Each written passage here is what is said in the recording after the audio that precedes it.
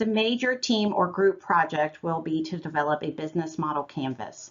These slides will give you an overview of the key items that will be covered during this project.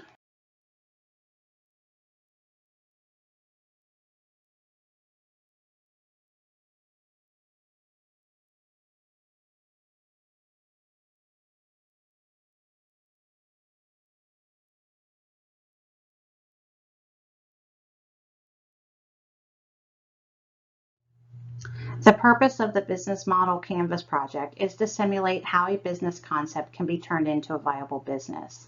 As a part of the project, the already assigned groups will work together to complete each component of the assignment. If you're not sure which group you're assigned to, please refer back to the announcement in Canvas where each person was assigned to a group.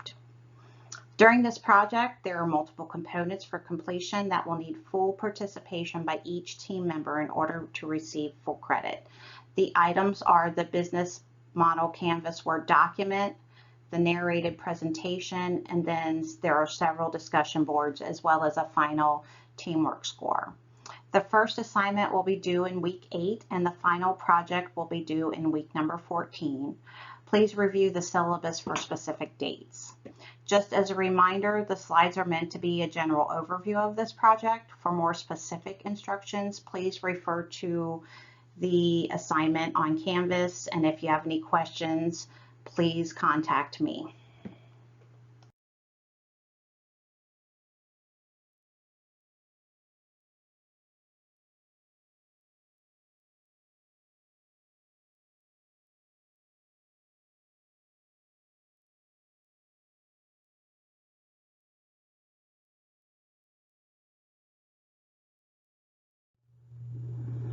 As part of the first part of this project that is due, you'll want to give a summary of the product or service you'll analyze, and then go into, the reasons why you chose this product or service.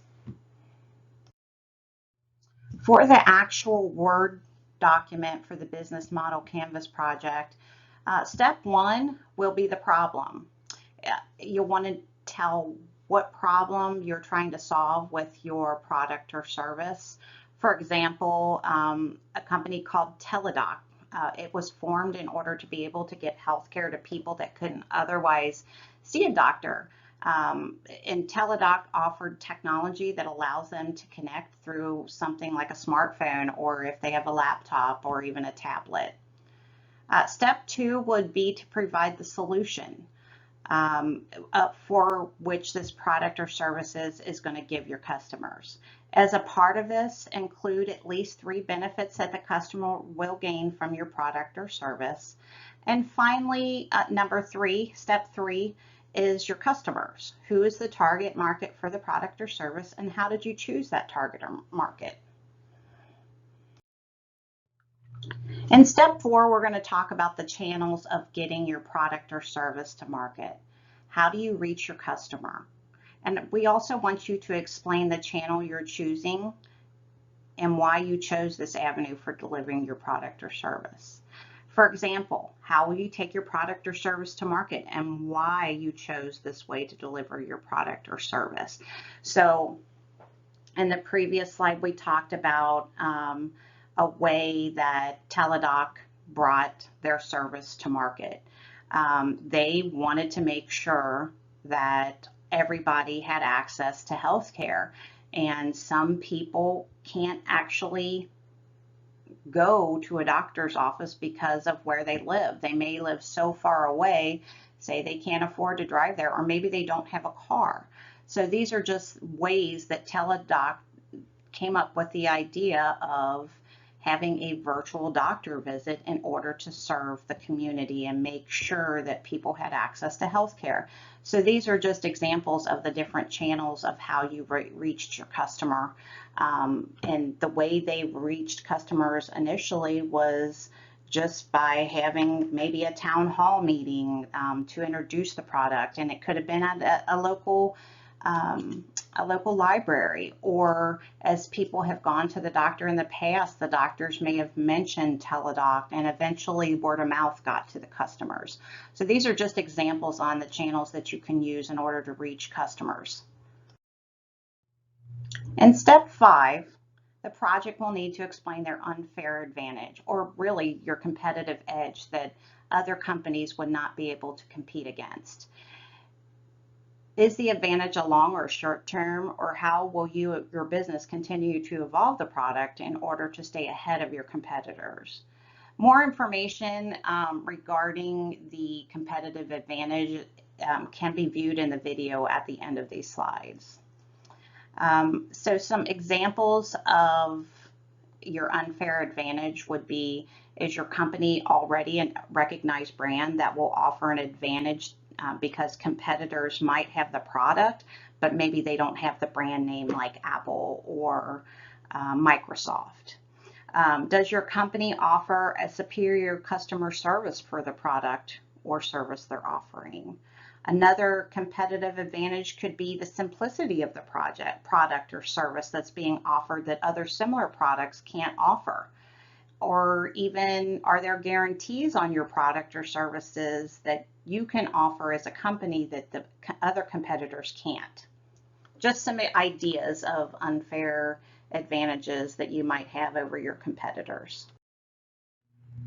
And step 6, you'll begin to look at the financial aspects of the business model canvas project. What are your major costs? You'll need to think about not just the cost of making the product or service, but actually the cost of doing business in addition to that. This will help you determine your costs. In an effort to determine those costs, you'll need to research some other similar products and the costs associated with them with other potential competitors, because you'll want to bring your product or service to market at a price that either is the same or less than your other competitors. In this part of the project, you don't want to give me a best guess on what it'll cost. You'll want to come up with a realistic cost that will cover not just, again, the cost of making the product, but also recover any overhead costs associated with developing and putting this product to market. There is a video at the end of these slides that can give you more information on this. And finally, in step number 7, you'll want to figure out what kind of revenue can be generated based on what you'll charge the customer for your product or service. In this portion of the project, you will need to go into detail on how you arrive at the cost of the product or service. So as an example, my daughter makes jewelry. She makes necklaces, rings, and bracelets. She used to just make them for fun to give to her friends and family as gifts, but now she wanted to somehow make some money off of making these products. So at first, we were talking through the idea of selling them, and she said, yeah, I could probably sell my rings for $1 or $2 and bracelets for $3 or $4 and a necklace for $5. And so what I did, having a finance background, I sat her down and we figured out what products we would have to buy in order to make a bracelet. What we found was, in order to make a bracelet, it would cost between $2.50 and $4 depending on what kind of things she wanted to make for her bracelets. Did she want to use real gemstones? Did she want to use plastic, and so on? So what we did is we came up with the cost for all of her supplies and really divided it by the number of products we could get based on the supplies we bought. From there, we figured out that it could potentially cost $3.50 a bracelet. So we couldn't charge between $2.50 and $4 for the bracelet. Otherwise, she's really not recouping not just the cost, but her time put into making these items. So she's really not making any money if she's only making 50 cents per bracelet. So then we came up with doing a little research on Etsy to see how much people were charging for the same kind of bracelet or something similar. So that's kind of how we went through the process of determining what she could charge for the products she wanted to sell. Also, as a part of the business model Canvas project is the SWOT analysis. A SWOT analysis is a tool that analyzes and organizes the strengths, weaknesses, opportunity, and threat of your product or service. The SWOT analysis is really helpful because it'll help you devise a long-term strategy of your product or service in order to make it successful. With the SWOT analysis, you'll want to provide two sources, which could be related to maybe the price of your product, the target customers, etc. And the sources will need to be noted in the references section of your Word document. For the PowerPoint presentation of the business model Canvas project, each person in the group must participate in the narration of the PowerPoints. If someone in the group doesn't participate in the narrations, they will not receive credit for the PowerPoint, no matter how much other work they did on the PowerPoint. If they are not narrating a portion of this PowerPoint, they will not receive full credit. And when I say participate in some form of narration, that doesn't just mean the introduction slide. You have to have some responsibility in other portions of this project.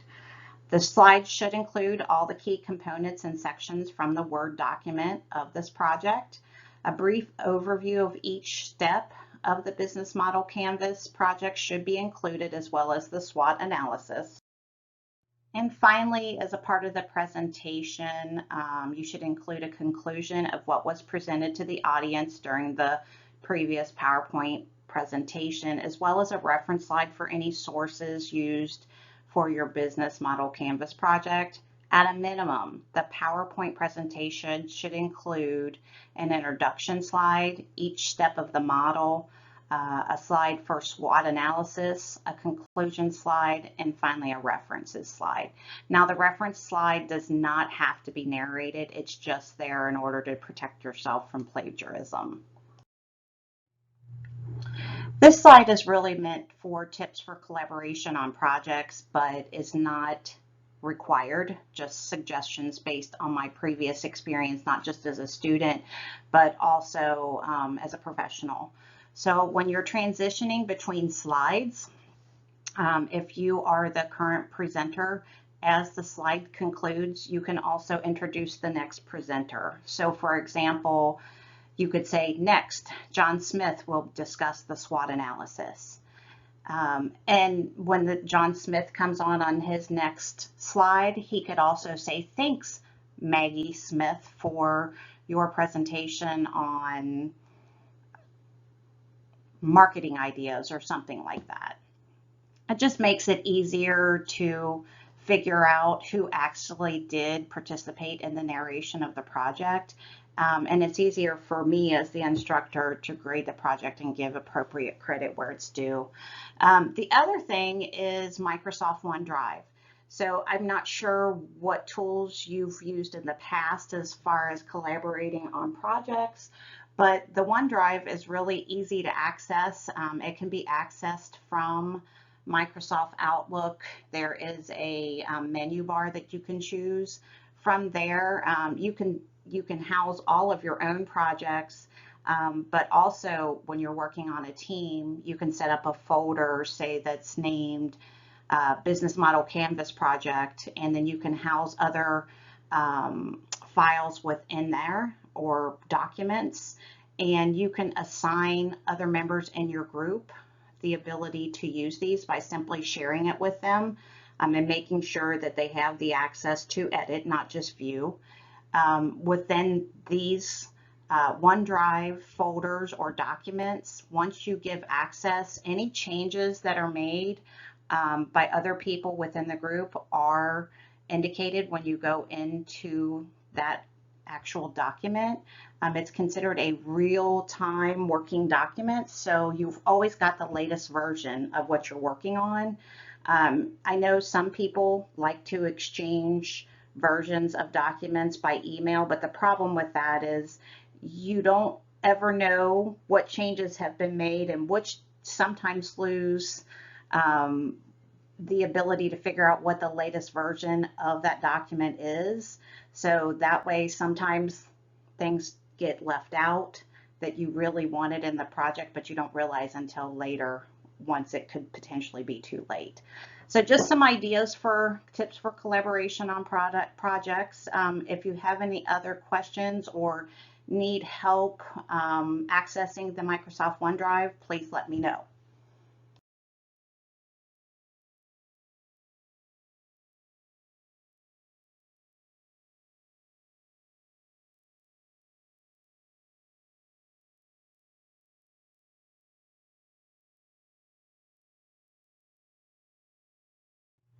I can't wait to see the ideas that are generated from the product or service in this project.